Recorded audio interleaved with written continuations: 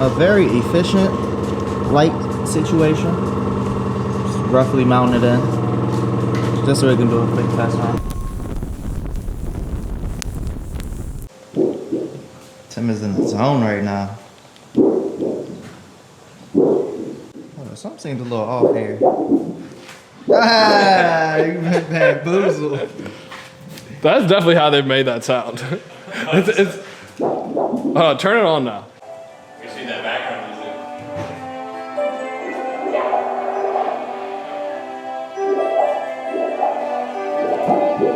Yeah, that's definitely the noise. It sounds exactly the same. Oh wait, can I use these LEDs? So, today, we're finally doing the LED lights on the 2002. And I'm about to catch Tim with a ooh-wop. This is a ooh-wop. Y'all ready? So what's going on today? Whoa. Okay, so you're gonna need wire.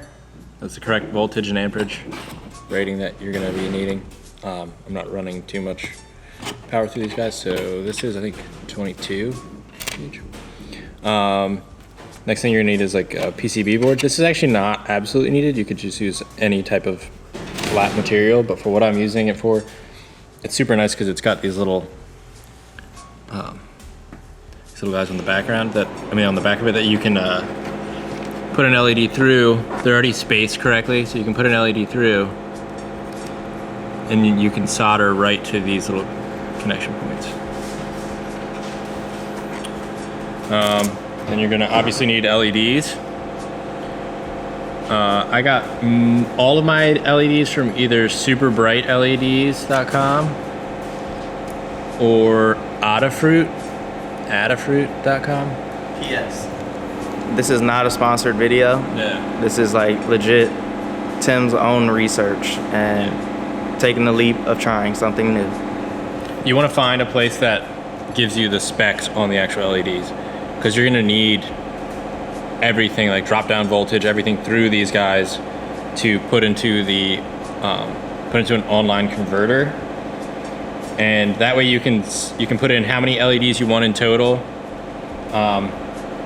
put in all the specs on your LEDs, and then it'll give you the simplest way to route them with resistors or without a resistor if possible, but and what resistor to use and for how many LEDs. So for what I'm doing, I'm gonna run 4 LEDs in sequence with just one of these little resistors in it. And each resistor band color correlates to a different type of resistor. But don't use exactly what I'm doing because you don't know which LEDs I'm using, and I actually don't remember which ones are which now. But I already started this side, so I know that these are correct for this. And so basically all I did was cut one of these bigger PCB boards down. What do you usually cut it? I think Josh's jigsaw actually.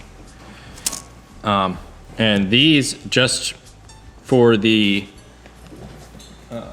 sake of these just are a good shape to fit into these boxes here. If you were gonna do a whole like S2000 tail or something like that, I would get a flexible PCB board that's pretty big, and you can kind of curve it around this, or you could just get a piece of flexible plastic and drill all your holes for your LEDs. Some people actually just drill a hole and mount the LED through the back. I think if that hole was bigger, through the back, because it's got this little lip around the outside of it. And then you can glue it in or whatever, but using a PCB board definitely saves you some hassle and keeping them all completely straight and everything like that. Yeah, it's a sturdy board. Yeah, exactly. But, so, each of these guys that I'm building are just gonna sit in one of these locations. Boop, boop, boop. So I got 2 reds, a clear for the reverse light, and I have to make a half moon shaped one for the blinker. So I'm gonna run 4 in a series, but mine's gonna be 8 long, so it'll be 2 series and then 2 series. 8 long, 2 wide. What you wanna make sure you do is keep all of the LED positive and negative terminals in series so you can see one's shorter than the other. You wanna make sure that you're lining positive up to negative so it's a continuous chain. for the 4 in a row, and then I'll go to a resistor and go to the next 4. And to keep them on the PCB board, Still be sliding. I'm just gonna use a little bit of super glue so they don't move around. Shout out to Njuku.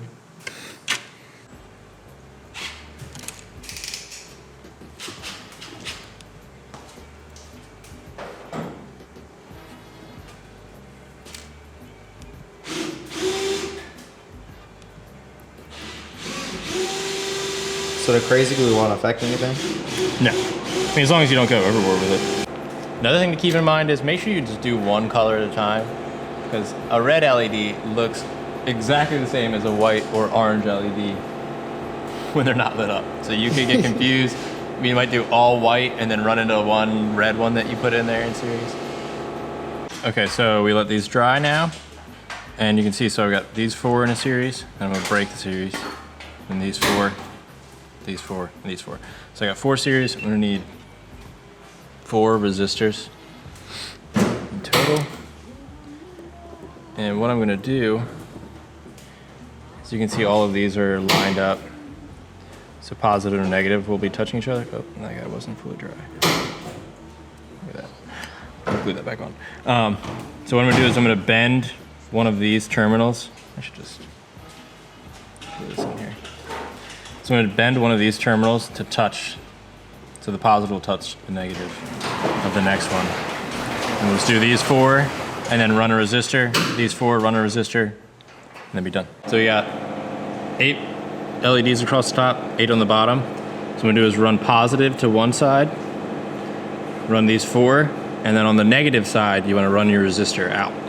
So it'll be 4 in a row, then a resistor, 4 in a row, then a resistor, 4 in a row, resistor, 4 in a row, resistor. So I need 4 resistors. I'm gonna have 4 channels of 4 LEDs. So what I'm gonna do is flip her over. So I glued it on the side that doesn't have the little contact patch on it. And what I'm gonna do is bend one of these guys over. Actually, first what I'm gonna do is solder these guys in so they're all locked in place. And once I solder them in, I'm gonna cut the lead on the positive terminal on each of them, and then bend over the negative to touch the next positive. So it'll connect all of them in series. I don't have to run any wires or anything like that. That's what you did on the example one? And that's what I did on this one already. So we'll just go ahead and bippity bop on over. So you can see that guy's been soldered in. So the positive has been soldered in, and then the negative, I soldered in, but I left the lead on it. And then the next LED, the positive has been soldered and cut again. So this negative will run over here. I'll solder them together and clip that end, so it runs them all in series. And once it got to the 4th one, I didn't connect it. I ran it to a central point. I'll probably end up running them even closer. But so it'll be positive on this end, runs through all of these LEDs, and then it runs to a resistor, and then all the negatives will connect, which is what I have here. So it's positive on this end, 4 LEDs, resistor, and out. You can see it on the back here. So positive branch in, comes out here, goes through all the LEDs, and then that's where the resistor is between here and here. The resistors goes to this negative block right here, and then they connect. So I have positive going into all 4 all 4 chains of LEDs, and then negative coming out of all 4. And 4 resistors. Okay, so it's kind of like a universal rule, but all LEDs, the taller end is the positive, shorter is the negative. Power's gonna come in on this side. So what I'm gonna do is I'm gonna clip all of the positives on these guys. And then use the negative lead to jump between them. Obviously, clip it short so it doesn't touch the other positive. Run it over, and I'll do the same thing for the other side. So you kind of get the idea. I gotta clip it a little shorter, but. Okay.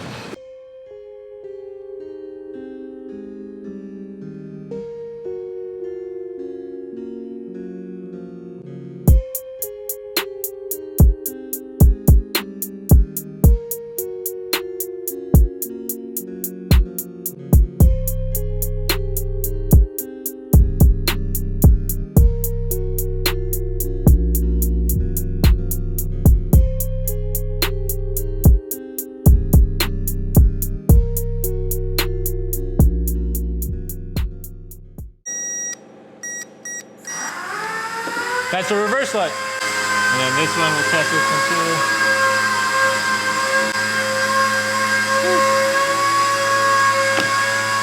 Cool. All right, fun fact. Tim told me to Google it, so I did. If you're wondering why we're doing LEDs, one, super efficient. They last a long time.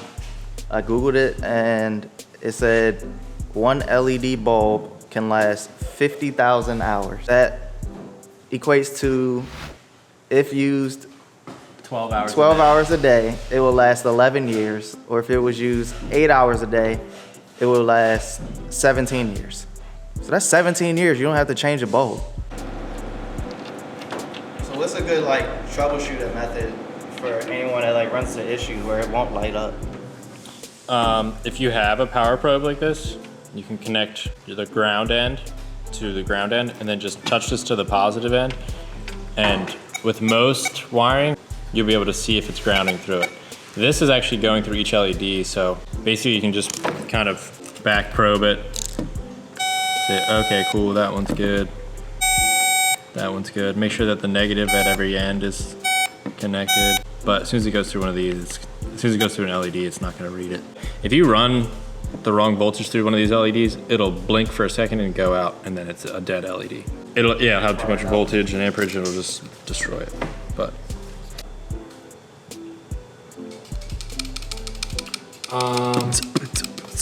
So I want to do the black trim around the rear glass. and now the next thing we're gonna do is, this is the one that's, instead of then like destroying those taillights, which every single 2002 Purist would flip out, what I'm gonna do is just take the actual bulb, and what I already did was smash one of the bulbs right here. You can see one of these little leads runs right to the center, which is the power in, and then this guy runs to the outer shell, which is negative. So I'm just gonna run these leads to positive and negative in the bulb, and then fill this with epoxy so they don't touch each other. And then you should be able to just pop this in and twist it like a regular bulb, and then you have power to your light bar. But if you're making your own taillights, you're probably gonna wanna just wire it in fully. This is just an easy way that I could reverse later if somebody didn't want this on this. And then we'll do this on one side, and then we'll do a light comparison for each side. And also, right now, the 2002 is getting its bash, crash bar, bumper bar, magic bar, I don't know what to call it. Magic bar. So you can install the bumper. Got Josh in here doing what he do best. You say what? You gotta smash the bulbs to get the little Okay, wreck it, bro. Let's go. bop. That's so satisfying. Cool. This is why we need to open a rage room. Yeah, we'll do it here at the shop. We got plenty of extra space. Comment below. Would you guys be interested in seeing a rage room being built? I would. I've been recommending it for a while. Basically, it's a place where you just come break stuff. We'll have parts, car parts, bulbs, other spare items just to be smashed and broken. I think it would be therapeutic. All right, back to Tim. All right, we're good.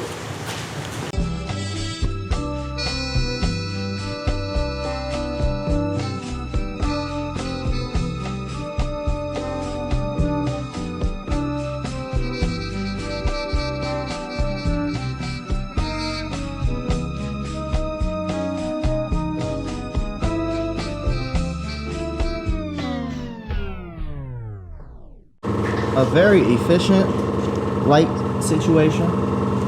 Just roughly mounting it in. Just so we can do a quick test on it.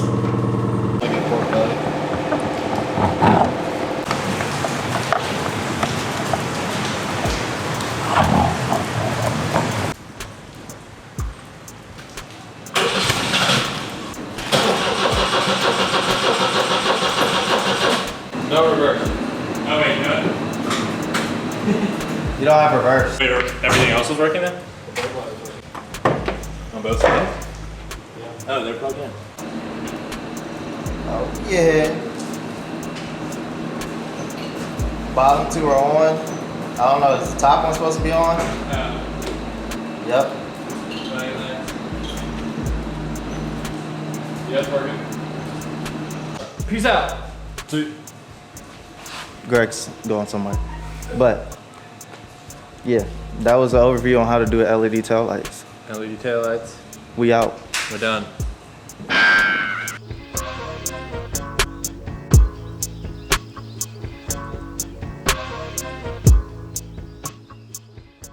This is how they got the Mario swimming sound. They were just shaking sheets of aluminum when they were building sunroofs for their LS400s. Just scratch it, who cares?